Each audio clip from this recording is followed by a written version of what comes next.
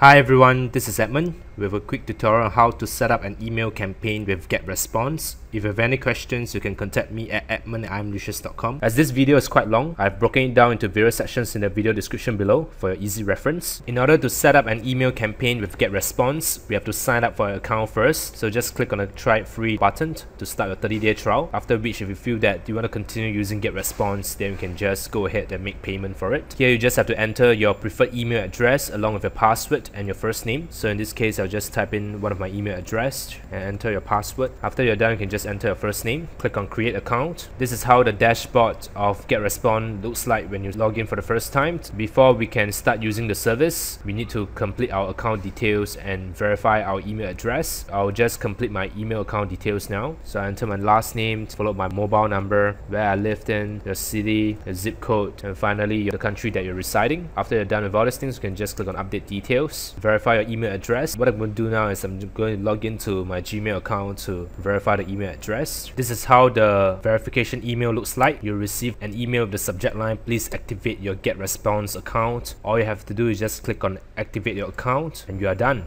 After you have activated your account, you'll be brought to the dashboard of Getresponse, and this is how it looks like. In order to start the creation of a new email campaign, you can just simply click on the drop down button here and select create campaign. Here you'll be required to enter the name of your campaign. So I'll put in I am Licious 2 as an example and click on create new campaign. So they say that the campaign name already exists in Getresponse database. So I'll put in I am Licious 3 and click on create new campaign. Here you can either add the context to your email campaign, create newsletter for it, or create an autoresponder for it. So I'll go ahead and edit the campaign settings first. You can also click on the gear icon to do that in future. As you can see the gear icon here. Here you can change the campaign name again. If you want to change the language, it's fine as well. I'll leave it as default. And for the campaign email address, you can either off it or turn it on. If you turn it on, it means that people can send emails to this campaign email address, that's iamlicious3@getresponse.com. So once they send any email to this campaign, you can either choose not to forward the emails, or you can choose to forward the emails to your email account of this campaign address. And for the notifications, you can choose to send them to your email address as well. If you want to add a new email, you can do so as well. Initially, it may be a wise idea for you to send notifications whenever someone subscribes to your list. But of course, when your list is very big, you may want to off it, otherwise you'll receive a lot of emails in your email account and you'll need to spend a lot of time to clear those emails. Okay, so initially you can leave it as on, but once your email list becomes very big, you may want to off it. And for the postal address, you can edit the postal address because it's required by this US can spam law where you have to enter where you reside. My recommendation would be for you to sign up for a PO box address so that you do not reveal your actual physical address to people when you are doing your business. So after you have added the postal address, the next thing you can do is go to profile. Under the profile, you can enter the name of your campaign, the title. So I'll put it Internet Marketing Newsletters as an example. And once you're done, you can simply click on save. For the category, you can edit as well. You'll see that there are a lot of different categories that you can choose from. So in this case, I'll select Internet Marketing since it's the closest to Internet Marketing Newsletter. Once you're done, you remember to click on save. Here you can edit your campaign description. I'll probably put in Internet Marketing Tips on demand. Click on save. If you want to add a logo to your website, you can do so as well. If you don't want to, you can just leave it as it is, and the RSS feed, you can just leave it as it is as well. The rest, I wouldn't be too bothered about it unless you are using a double opt-in. If you're just using a single opt-in, all these are not really that important, since the unsubscribe page, the unsubscribe success page is about the same. It's by default, so these are not really that important. And you go to permission. By default, it's double opt-in. You can either choose to have a double opt-in process for your mailing list, or you can choose a single opt-in. Both work equally well. Okay, so in this case, I'll choose a double opt-in. For the email subscriptions, I'll leave it as checked, and the web subscriptions, I'll leave it as checked as well. So once these two things are checked, it means that this is a double opt-in processed for a mailing list. If you uncheck this, just with the email subscription alone, it means that it's a single opt-in. What this means is that when a person enters their first name and their email address into your web form, which I'll show how to create that later on, they'll be redirected directly to your ebook download page, or you can actually redirect them to an affiliate product to earn a commission out of them immediately without them confirming their email address in order to receive future newsletter from you. But if you check this, the web subscriptions together with the email subscription, it means that it's a double opt-in. That means that when a person enters their email and their first name into the web form, they'll be required to log into their email account to click on a confirmation link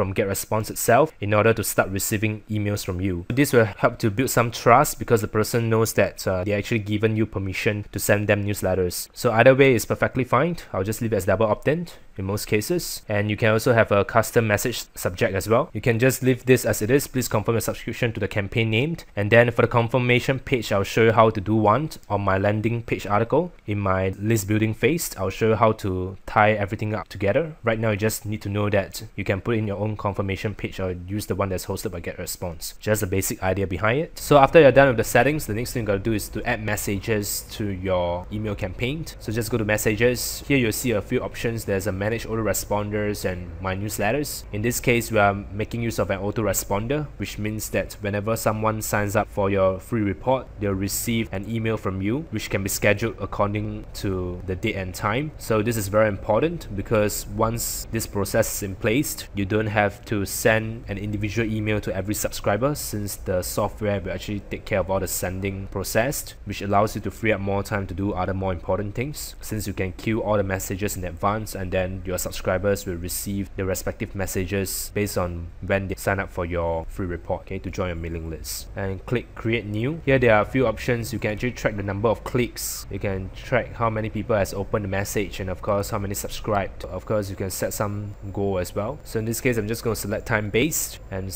here we will select the campaign. In this case imlucius.com, send the message immediately. So the first message you will want to send it to the person immediately, since this is the message whereby they actually sign up for your report and they want to receive the free report right now. So this we want to set as immediately. And then for the days, I'll just leave it as Monday to Sunday. After you're done, you can select the autoresponder named. So in this case, you can put in free report. Note that this is just for your own reference. You'll not be shown to your subscriber. After you're done, you can select create new email. Here you can enter the message name. So I'll probably put in welcome email. Subject line, I'll put in, you can personalize at first name. This means that when you add this symbol here, whenever a person receive your email, it'll be according to their first name. If you didn't put in first name, then their name will not be appearing in the subject line. So this is to make it more personal. Your free affiliate commissions report ... as an example. Here you can either integrate it with Google Analytics if you want to, and if you want to track the click-through, you can do so as well. So personally, I'll leave this as on because I know how many people actually click the link to retrieve the report. After you're done with this, you can just click on next step. Here they'll ask you what are the templates they want to use. Normally I'll select plain text. What I'll do now is I'll type in a welcome message. I'll probably type in hi, first name, thank you for joining my mailing list. I look forward to helping you succeed online. Here is the link to download your free report. I'll put the URL here. If you have any questions, feel free to reply to this email and I'll do my best to help you out. To your affiliate marketing success admin. So this is a sample email that I'll normally send out when a person signs up to join my mailing list and to receive the report. You'll see there's a recommended with column here. If you want to make sure that your content appears on all the various email services, click on this wrap long lines. What they'll do, they actually move all the words to make sure that they are within this white space here, so that when a person actually receives the email and read it, they'll be able to read it properly without any of the words being cut away. So this is very important. But the next thing I'll do is to test the message for spam. What I'll do is I'll click on test message, click on spam score. You'll see that spam score 0.0 with maximum allowed 5.00. So your email will probably not be recognized as spam. So this is excellent. And the next thing I'll do is click on inbox preview. So inbox preview is very good in the sense that it actually allows me to view how my email actually appears across the various web-based clients, desktop clients, even mobile phones as well. This Getresponse service is really fantastic because it actually ensures that my emails appears properly across all the various different browser, different email accounts, and so much more. That's why I really love Getresponse a lot. So you'll probably take about 2 minutes for all the results to show. So you'll see that the email is appearing fine in all the browsers, across all the different platforms, and even in mobile phones as well. Once we have checked that all the emails are appearing fine in all these different platforms, browsers, and desktop clients, we can move on to actually save the message. After you're done with checking the spam and using the inbox preview to see how your email will turn out, you can actually send a test message message to your email account. So that's what I'm going to do. Just click on send. This is how the email looks like. You will see that everything is properly laid out. The subject, admin, your free affiliate commissions report, and all my text along with the unsubscribe details and also my home address as well. After you have sent the test message and verify that everything is fine, you can actually go on to save the message right now. And just close this. After you're done, you can just click on next step and click on OK. Click on save and publish. Now you'll see there's one email here. 0 means that the person will actually receive it immediately when they sign up to a mailing list. If you want to add on other messages, so let's say the next message is, I'll click on this plus icon here again. This you can select day 1. Send message, I'll select exactly at 9 AM or 11 AM because that's when most people are actually logging into their email while they are working, so they'll probably read your email. For the time travel part, you can select as on. That means that they'll actually send the email according to the same local time regardless of time zone. And for this, I'll select on weekdays. I'll leave out the Saturday and Sunday. I'll put it Monday, Tuesday, Wednesday, Thursday and Friday. And for the message, I'll select create new email. For the message name, I'll put in follow-up email. The subject, I'll probably put in the personalized again. I'll say something like first name, have you downloaded your report from. I'll just leave it as my Gmail account, and the click-through I'll leave it as on. Then click next step. Here I'll select plain text again. For the text message, I'll put in hi, the first name and comma. Hope you are doing fine.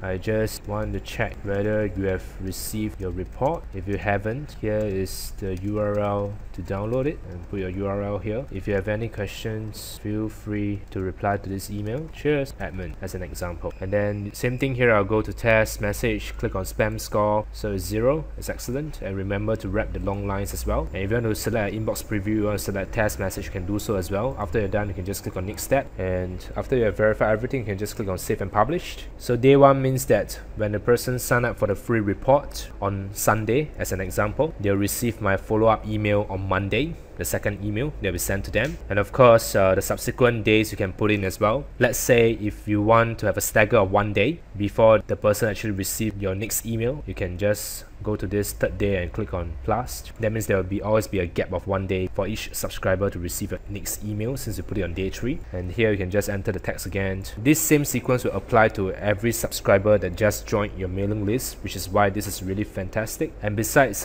creating a time-based autoresponder, you can go to create newsletter. So this basically allows you to create email newsletter. That's basically how you set up a simple email campaign for your mailing list. After you have uploaded all your messages into the autoresponder, the next thing you have to do is to create a web form so that people can subscribe to your mailing list. And in order to do that, you just have to click on the create web form button here. Here you'll see that there are a lot of different designs that you can choose for your web form for various niches. For myself, I prefer to use the standard web form. In order to amend the header and amend the fields in the web form itself, you can just click on the edit header button. Instead of putting headline, you can put in who else wants to make money from YouTube, as an example, if you're giving away a free YouTube report. So after you do this, you can actually change the font color. You can change it to red and increase the font size if you want to 36, or you can just leave it as 24. And besides changing the font size, you can also change the alignment of the text. So I prefer to put it into the center, and just click on apply after you're done. Here you'll have 2 fields. One is the name and one is the email. Name meaning that the person have to key in their name followed by the email before they can actually sign up to get my report in this example. So what I'll do is under the name, I'll click on edit,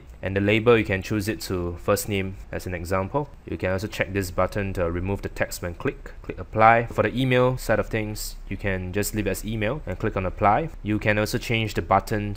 Instead of putting sign up, what I like to put is get instant access, and put an exclamation mark to it and click on apply. Here you can change the width of the web form as well. So what I do now is just click on the resize button and just drag it accordingly. So you want to make sure that the button is properly shown. And for the header, you want to bold it as well, and click on apply. After you're done with amending the header and the button, if you want to remove the respect of privacy, or you want to remove the powered by Getresponse, you can just click on the respective buttons here. So just remove it, powered by Getresponse, and remove the privacy as well. If you want to enter the capture in your web form, you can do so as well. So normally for web forms, we don't use capture. Okay, so just leave it as it is. If you want to add in the counter, you can do so as well. Under the footer, you'll want to put something like, we will never share your email address with a third party since we hate spam as well, as an example. example. Click on apply. So you can also change the alignment of the text. I prefer put it in the center. If you want to increase the font size, you can do so as well. Put it 12 and click on apply.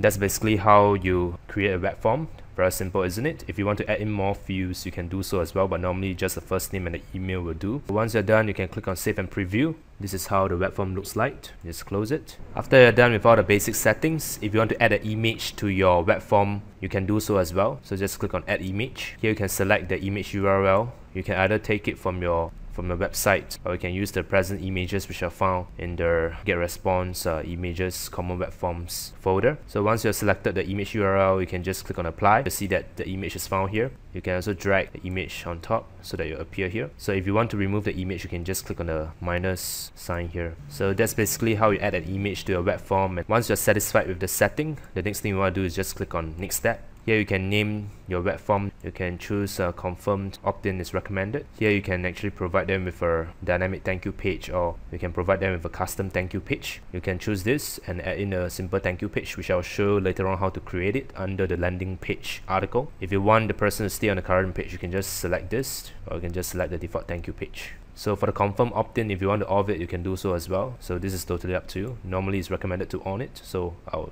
select on in this case. So once you're done with all the settings, you can just click on next step. So here you have a few options. You can either choose to install your own web form, or get a web designer to install a web form, or Getresponse to host a web form. Normally I'll select I'll install my web form, and here you have two options, either the HTML code or the JavaScript. So in this case I'll select the HTML code. So what I'll do is I'll select the entire HTML code, right click, select copy, and then I'll go on to my website. Just go to the appearance and then widgets. You'll see that I've already got a web form here. All I got to do is just copy and paste the web form. So I'll show you how to do that now. So just go to widgets, scroll down, look for the text widget, drag it and put it here. And the next thing you gotta do is just right click and paste all the codes into it, and click on save. After you click on save, you can just simply visit a website to check whether the web form is properly installed. In this case, I've installed it on my iamlicious.com website. I'll show you now how it's like. This is how it looks like after it has been installed on my website. You'll see that now I have another web form. Who else wants to make money from YouTube? This is how simple it is to install a web form on your website. But of course, I'm going to remove this because I don't need it on my website. In order to remove it, go back to your WordPress dashboard and then go to appearance, widgets, and just click on closed, and just remove this entire thing away. Just drag it and put it away. If I close this again, if I visit my website again and do a quick refresh, you'll see that the web form is gone. Now